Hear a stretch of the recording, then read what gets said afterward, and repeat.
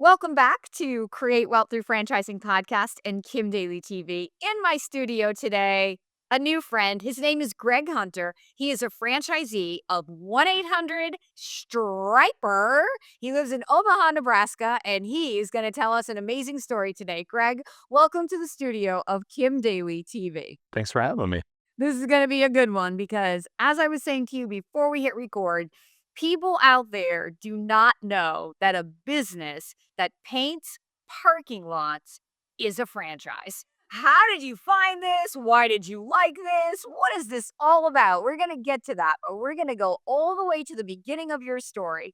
We want to know what was happening in Greg Hunter's life when you answered the call to franchising. Sure. So I've been in sales for close to 20 years for a number of different large corporations. So I sold everything starting with gym memberships to workers' compensation insurance to staffing to not wealth advisement specifically, but recruiting wealth advisors to a very large wealth advisement firm. So I was selling the firm's services to those advisors. So I'm very comfortable selling essentially anything that I believe in, and I could do it very well. Yep. And I rose to the top position at pretty much every company that I was in, or at least top two. And basically, I understood that I was the common denominator. I had a problem with most employers, as I think most salespeople do. People feel like there's somebody in my way. They're not giving me the tools and resources that I need, or they're hounding me and micromanaging me. And I'm very self motivated. I don't need a one on one every week. I don't need any of that. To me, it's all wasted time to go out and build my book of business. And I worked with somebody who sat right next to me at two different companies for about 12 years. We became very close friends. And the whole time we were just saying, why aren't we doing something ourselves? And eventually that led us to having a conversation with a franchise broker. This franchise broker located a franchise for my in-laws about 4.5 years ago. They fell in love with their franchise. They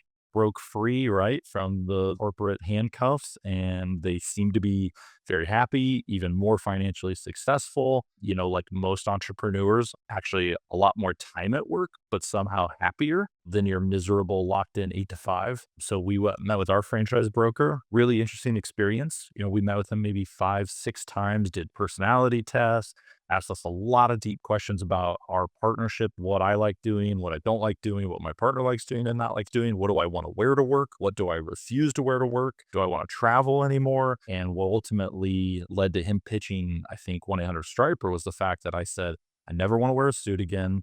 I want to be my own boss. I don't really care about the hours. I like working 7 days a week. Frankly, I just don't want to be stuck in a box of like 8 to 5. I like working from 6:30 to 8, taking a break for a while, coming back to it, taking a break, coming back. And I kind of just work all day, every day. It's been like more sprints than 9-hour marathons every day. I love Blake. He seems like he asked you some really astute questions. You really, really asked tough questions. And the part that was exciting for us is that it helped my partner and I vet each other to understand what we really do and don't like doing at work. And we are the absolute opposite. Everything he hates doing, I love. Insurance, payroll, stuff on a spreadsheet. I don't mind it at all. I actually enjoy it. And he wants to manage the crew and our operations team. I want nothing to do with managing employees. That's actually what kept me out of owning a business for so long. So my suggestion there is you just need to have a plan for it. If that's not your strong suit or that's something you don't want to do, then you need to pick something where you're on your own or you have somebody else taking care of that. I love how self-aware you are. A lot of times people, when they start this process, I've been doing this for 23 years, like helping as a franchise consultant, helping candidates go down this path, Greg. And a lot of times people are just not that self-aware. Like, I love that, I'm like over here shaking my head. You're like, I don't need a boss. It's a waste of time. Like, I don't need your meeting. Like, I'm exactly the same way as you. Like, just give me the plan and get out of my way and let me go do it. I love it. I love it.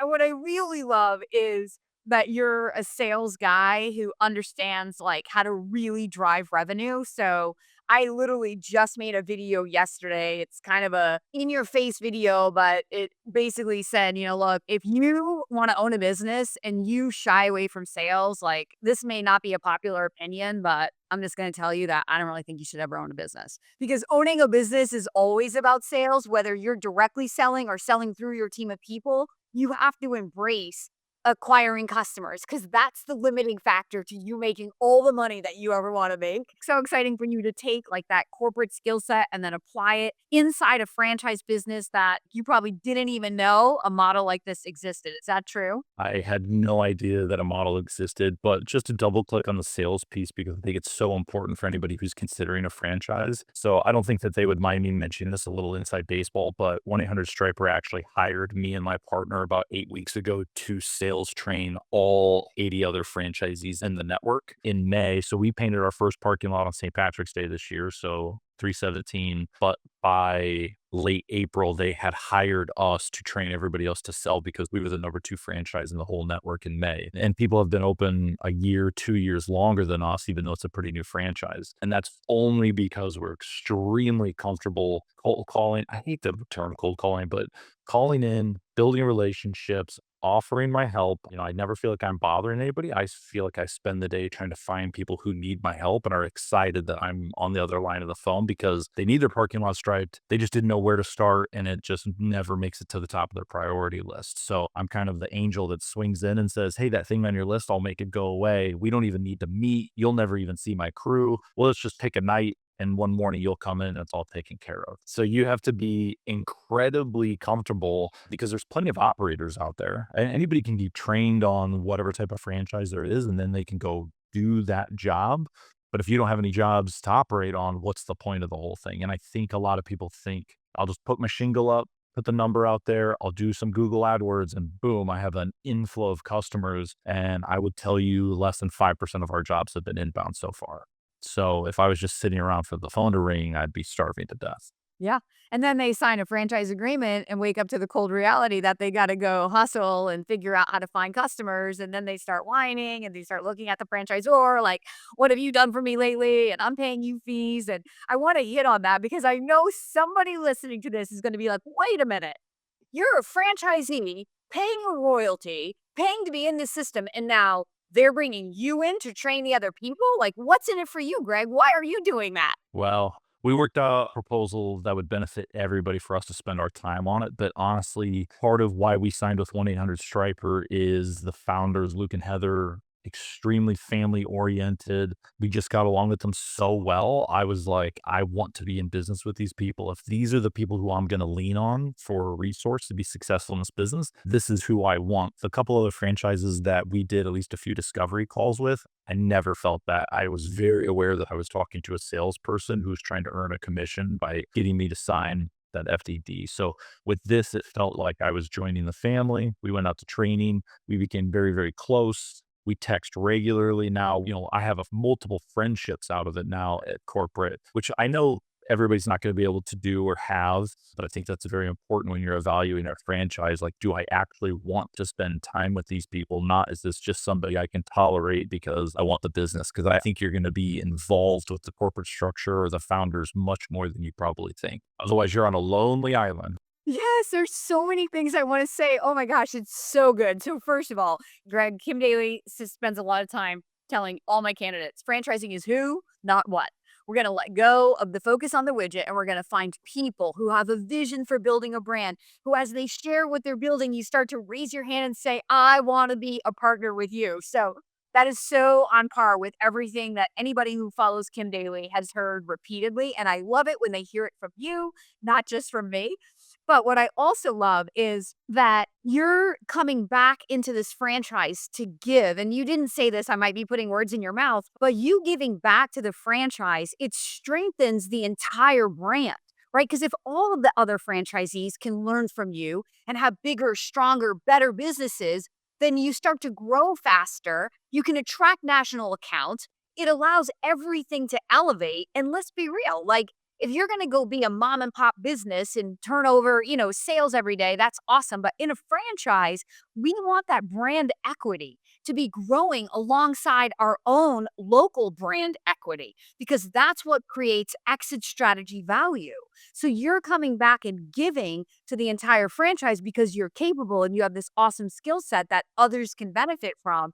It doesn't hinder you or limit you. It actually helps you grow faster because now your brand equity has the potential to grow. Would you agree with that? 100%. It actually even more so. So A, it helps me practice selling. B, I am a lifelong learner. So even role playing with our sales training cohorts, 8 people who don't feel all that confident in sales, the questions that they ask help me think of things in a new way so that I can go out and be better. But yes, then it does grow the brand. And eventually the brand wants to have national accounts and all of these types of things that would benefit everybody, including myself. So even selfishly, if I can make everybody across the network 10%, 20% better, some of them are going to be 100% better in 6 to 12 months, then we have a better chance of going out and, becoming the striping contractor for Target and Lowe's and Home Depot and all these brands that are in every single marketplace. But the franchise is young, it has young operators, and it needs people who can talk to every single regional director with a lot of confidence. So that's the only way we're going to get there. It's amazing. And then also, like, again, this self-awareness that and maybe Blake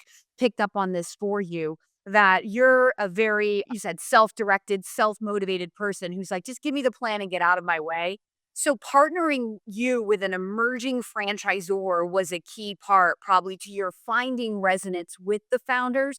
For somebody else out there who's listening, who's like, feeling contradictory energy, like, look, I don't know that I'd be comfortable paying a franchise fee. And then I'm the one telling them how to sell what they just sold me that I was going to go be a business, owner in.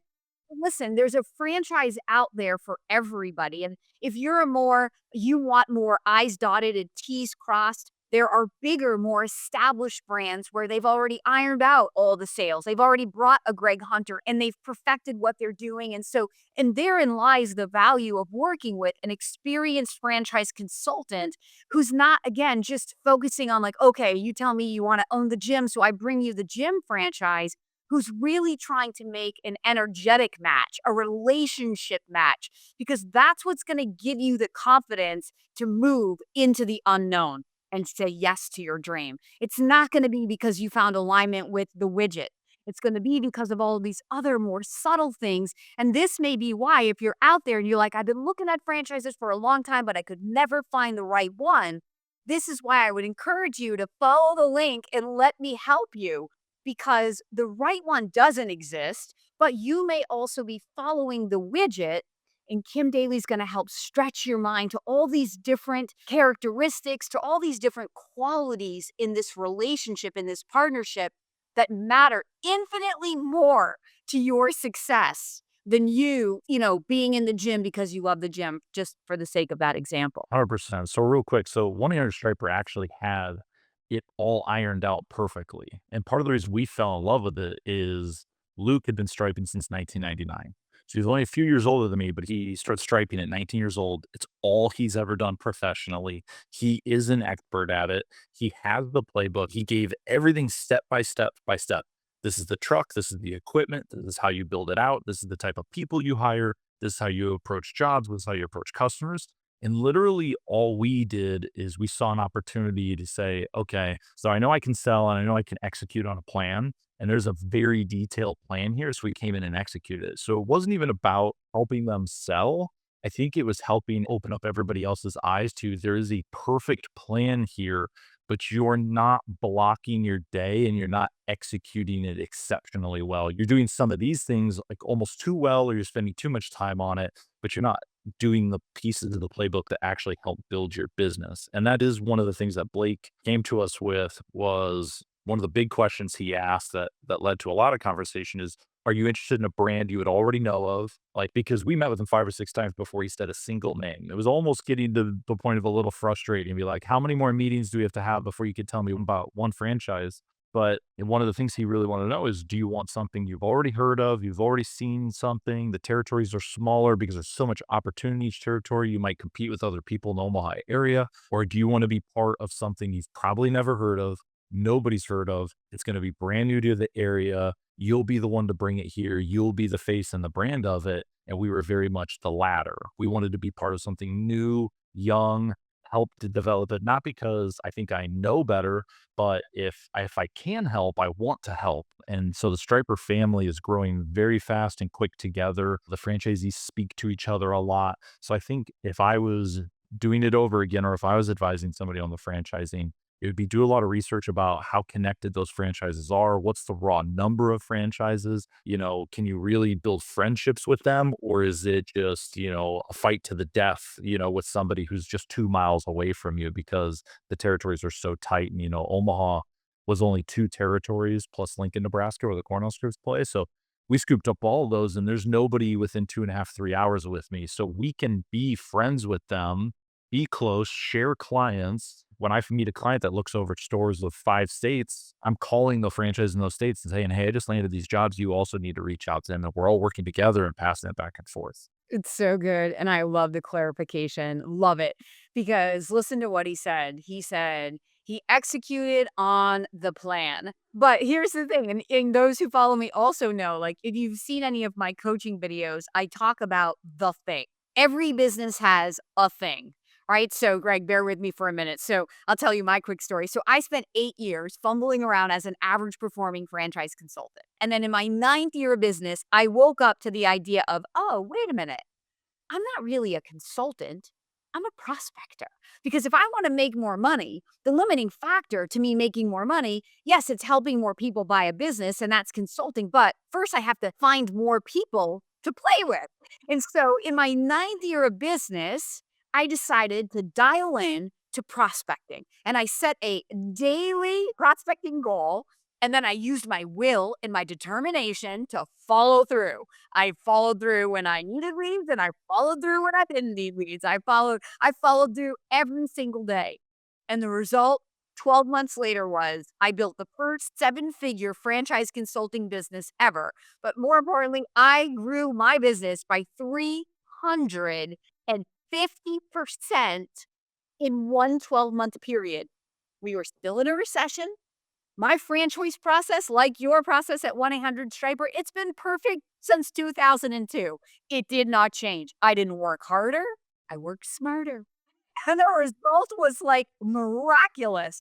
So, what Greg is speaking to is the same reality that took me to my ninth year to wake up and figure out. So, kudos to you, Greg. But, like, this is what every franchisee needs to dial into. I became infinitely more productive by focusing on the thing that really I was avoiding, because it's hard, because sometimes it's uncomfortable, and I even have, like, you've heard me in coaching calls, I have scripts now, I can give those to you, I can help you get over your fear of picking up that phone, because you have to, because the other person can feel your fear through the phone, right? So, I have all of these coaching techniques available to you if you follow the link and work with Kim Daly. It's so much more than just matching you to a franchise. It's coaching you to a mindset that doesn't require you to work harder. It allows you to work smarter, be more efficient, and therefore more productive. So it's awesome. I mean, Greg, I think you're amazing. You've had this really awesome, epic, fast start. What are you looking forward to? Do you think you can build this into a multi-million-dollar empire and sell it? Yeah, I mean, so I think the idea is we're gonna buy a second truck this winter. I would love to be at a third truck through the next winter. So it's a seasonal business. So when it shuts down a little bit in the winter, you might be doing some indoor warehouses and things like that. But yeah, once we have, three trucks with 6 to 8 crew members plus some part-time guys that are extremely busy in the busy season, like right now, I think we'll reevaluate if we want to bring in more additional support so that I'm not doing payroll myself and I'm not doing certificates of insurance and some of the small things during the day. I do have a 3 and a 5-year-old and, happily married, and I'd love to spend some more time with them. My wife's a teacher. So it's funny that I got into a business that's extremely busy in the summer because the summertime is actually when my family has the most freedom. So I would like to be able to step away from that. And then I don't know, as far as selling, I think at some point, if the right opportunity comes to you, that will make sense. I think my partner is very much in it for the extreme long haul.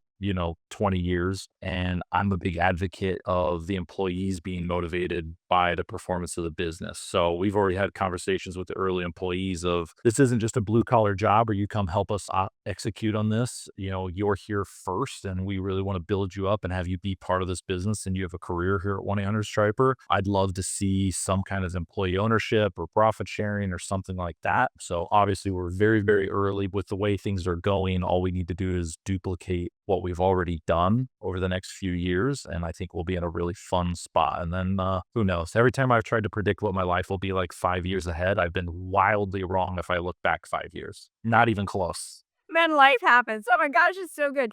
So when you came to the idea of I want to own a business, is that partner that you have the guy that you were in sales with before? Yeah, so for years when I turned around in my cubicle, he was the only person I could see. Okay. And so was there any thought that the two of you would do something separate, or did you come to this idea and work with Blake together as a partnership? We came together. We actually came with a third person who then found a new day job and ultimately fell in love with that. And so they stepped away. But yeah, Ryan and I both, we heard the 1-800 striper pitch and just could not shoot holes in it. And I'm pretty good at that. I can usually rain on a parade if I really don't see the value in something. And I absolutely could not do it on it. And one of the big reasons we fell in love with it, and I would suggest that for anybody else looking at a franchise, is it's great if it's something you're very personally passionate about, because then it's easy to talk about. But the business also has to make sense, right? It has to make money. There has to be a great plan. So just because I do like going to the gym doesn't mean I would ever open a gym franchise, because I go to a Lifetime Fitness and I think they're an amazing brand. They're all over the country and everyone I go to is identical and they're all friendly. And